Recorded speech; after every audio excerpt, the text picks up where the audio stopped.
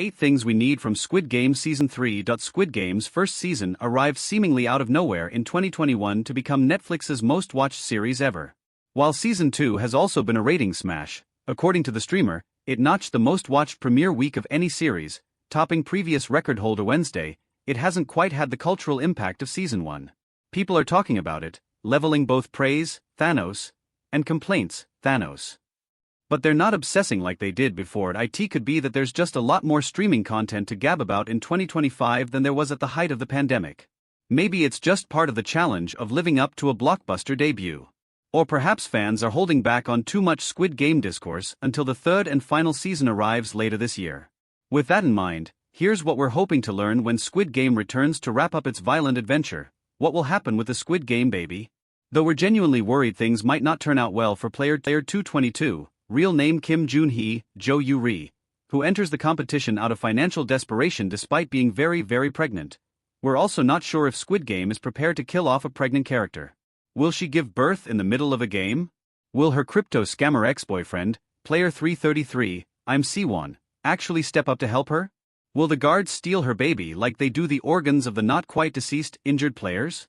We're nervous for the outcome, but we need to know, where are all those stolen organs going? Speaking of, while we know certain among the pink-clad guards are entangled in a lucrative black market organ ring, we still don't know who's receiving the goods.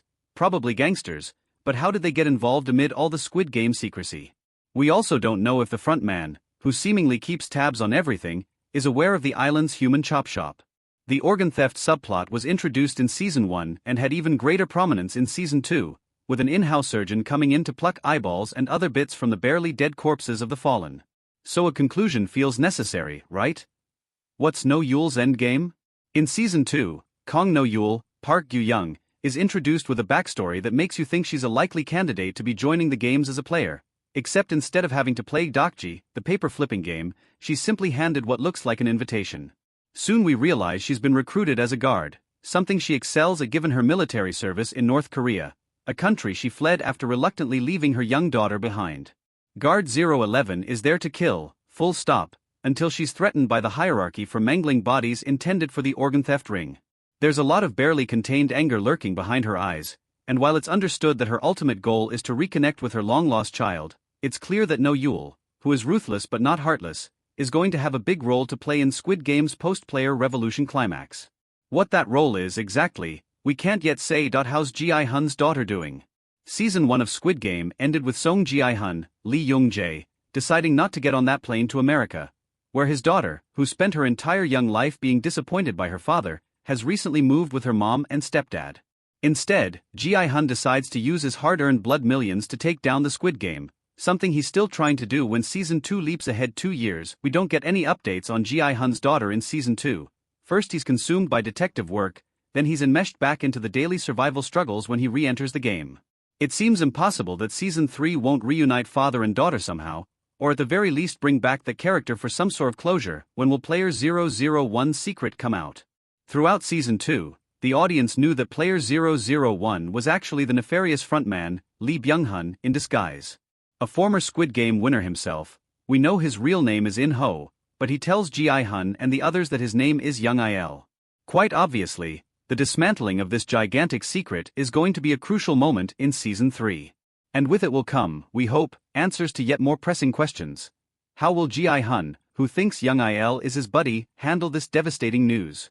And what final form will In-ho and Ji-hun's weird, twisted relationship take when Season 3 ticks away its final episodes?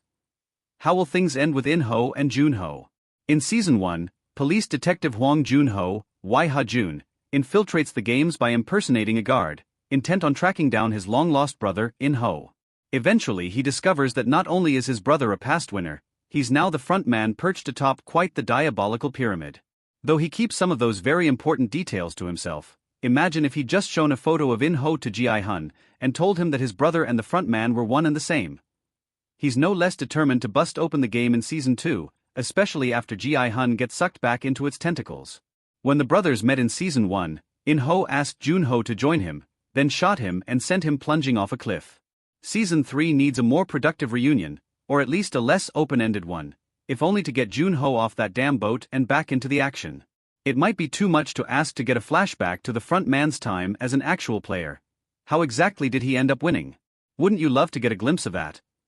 But we're hoping that at the very least, Jun-ho and In-ho's long-suffering mother will get some relief by the end of Squid Game. Will the games go on? There was a tease in the Season 2 post-credits of more red light, green light, style mayhem to come, but how will the games recover from Gi-hun's failed player rebellion? Will Season 3, which filmed back-to-back with Season 2, pick up immediately following Episode 7 and take things from there? With so many players still hanging on trying to get their mitts on that giant piggy bank, and so many plot threads left dangling, that seems the most likely scenario. Season 2 did just that, before leaping ahead 2 years, though it feels like another time shift wouldn't make sense this time around. We still need to crown a winner. Or winners. Or see everyone decide to vote to call the whole thing off.